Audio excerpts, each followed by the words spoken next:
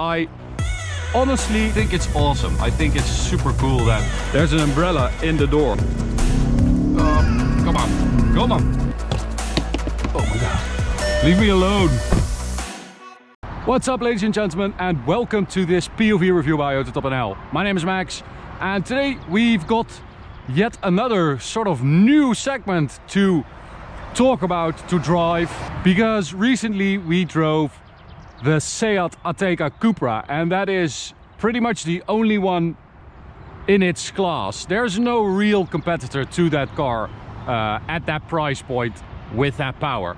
So today we've got the SKODA KODIAQ RS, and again it's pretty much the only one of its kind.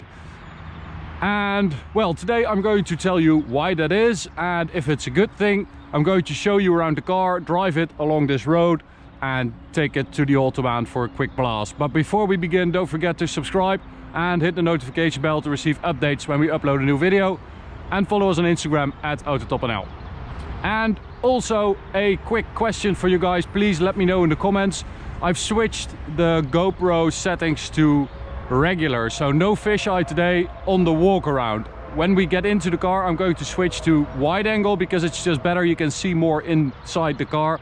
But for the walk around, I'm going to use this mode. So let me know if you prefer this one or the regular one.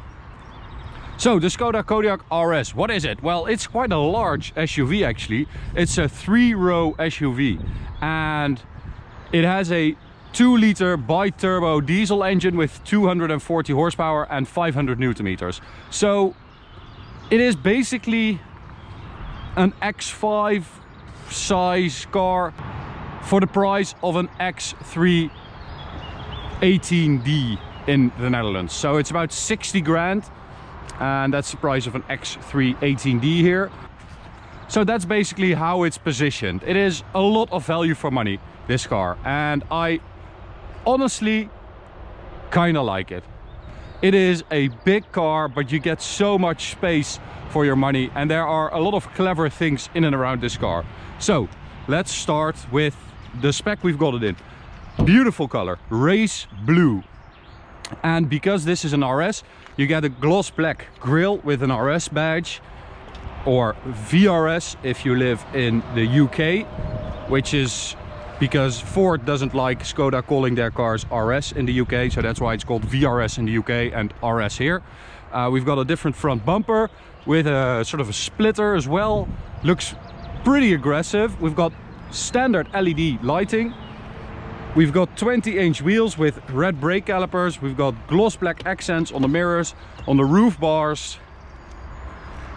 And at the rear we've got a dual exhaust with some actual pipes hidden in there, and we've got a KODIAQ RS badge right there. So it also sort of has a poor man's light bar, because this is just a reflecting strip, but it sort of looks like it has a light bar, like a Porsche or whatever. Okay, so a couple of the clever things we've got. Number one, there's an umbrella in the door, and there's one on the driver's side as well, which I think is pretty awesome. We saw this in the Skoda Superb as well, in the limousine, the saloon car, but this is just awesome. I just really like this. Okay, on to the rear. Of course, because you have these huge RS seats, your rear space is compromised a little bit, but I'm going to sit here anyway and show you that this rear bench is actually adjustable, both the seat and the back, so you can have a nice little relaxing setting. And it's also Alcantara, like in the front, with an RS badge. Looks really good. And in the rear, as I said, it's 3 rows, so 7-seater. You've got these 2 tiny seats, and I have to say that, you know, as an adult it's pretty tight back here, but if you have enough space in the 2nd row, you can actually sit here as an adult. So you have these 2 latches, let them go, and you've got a enormous loading area. And another very clever thing about this car, or in this car, is that underneath here you've got the cover. So this has a special place here and it fits very nicely in here. So if you have your third row up, you hide your cover in here, and if you have your third row down and you want to use it, you get it out of your special storing place and use it, which is pretty cool. Another cool thing is that this interior light, oh my god, okay, let's do that again. This interior light, yes, nice, is actually a flashlight, so you can take it out. I don't know why it's not working right now, but it works, as you can see. Oh, there it is. So you have a little flashlight, which is pretty genius. I haven't seen that before, so I really like that. I just found another cool feature, guys. I'm about to bring it back, but I just found this one. Check out this. This is a ice scraper that doubles as a magnifying glass. Genius. So this car is full of stuff like that, because it's a utility vehicle, SUV, and the guys at Skoda really understand that. What up? Oh, okay. As I said, we've got big sports seats, which are really nice, very comfy, very supportive as well. They are excellent. Interior, I mean, they have tried to make it sort of special. We have this fake carbon trim on the doors and on the dash. We've got Alcantara in the doors with a diamond stitch, which is really nice. Diamond stitch on the seats as well, with a little fake carbon fiber leather as well, and a sports steering wheel. So you do really notice that you're sitting in something special here, and that it's not a regular Kodiaq. I think they've done an excellent job on that as well. I don't really like this start button though. It's like they just thought, oh well, we'll just put a button on top of the regular keyhole and that's that. It's a bit weird. We've also got the virtual cockpit, and if we fire it up, we also have this touchscreen, and it has Canton audio with like 9 speakers and a subwoofer. So it's a good system. RS badge as well. It also has a valve exhaust, so believe it or not, this is a diesel, but you can actually get some sound from this. So if we put it in neutral, yes, I know. Oh my god. Leave me alone.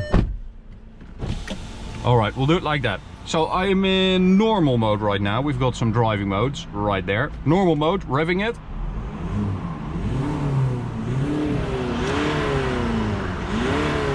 Sounds like a diesel, I would say. And if we switch to sport mode,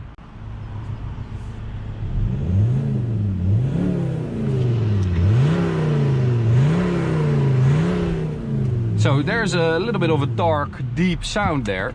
And that's because, as I said, it has a valve in the exhaust, and they also blast some fake sound through the speakers, just to make it feel a little bit more sporty. Okay, I guess that's it. Let's take it for a drive. So let's go and see if it is really sporty. As you can see, I have also switched the angle, so it's now wide, so you can see more inside. All right. Let's start with debunking a myth here. I don't know if you guys have seen more reviews on this SKODA KODIAQ RS, but a lot of reviewers said, oh well, it's not sporty at all. It's just a big car that feels heavy, that rolls a lot, and is not sporty, and it's not fast, and whatever. I feel like they kind of missed the point, because sure, you have that sport mode. We've got it in sport mode already. Sure, you have that sport mode, but it's just to make it feel a little bit more aggressive and a little bit more, you know, on top of it. This car is not meant to attack a mountain road or whatever. It's not a direct competitor to a Seat Ateca Cupra. It's just not. It has a diesel engine and it has 240 horsepower and 500 Newton meters. It is so torquey. It is just meant to be a people carrier, a nice one that looks cool, that's pretty fast and that drives nicely. It's not meant as a hill climb monster or anything like that. I mean, you have to review a car based on what it's for, what it's meant to be, and not what you think it is. Okay, I'm getting the phone mount up here. So this is our GPS performance meter. It's up there. This is the product. The app is just to control the GPS performance meter. So you connect your app and you can use the device. Okay, let's do a 0 to 100 measurement. I've got it in sport mode, ESP in sport as well. Foot on the brake, full throttle, let it build and release. There we go. That first gear is so short. And here we go. 100. 7.12. All right, let's do another one because that we can do quicker. We can do better. No. Full throttle. Come on. Come on.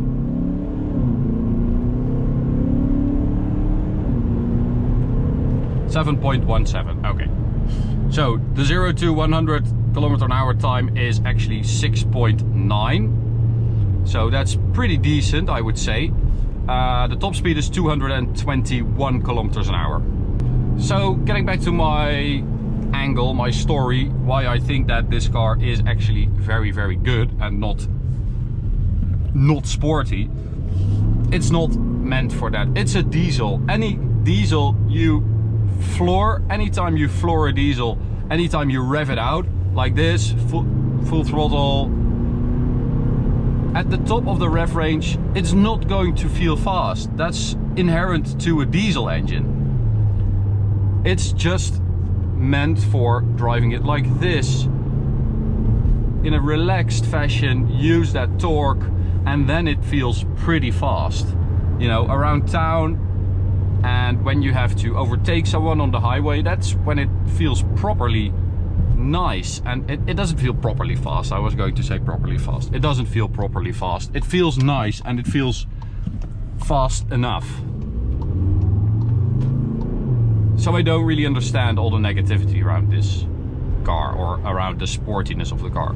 I think it's awesome. I think it's super cool that Skoda did this because they're just so utilitarian. It's just meant to do something and it does so very, very well. So this bit on the Autobahn, it's not going to feel impressive, guys. But we're going to do it anyway because we've got it, so why not use it? Okay, got my GoPro going so you guys can watch it with me.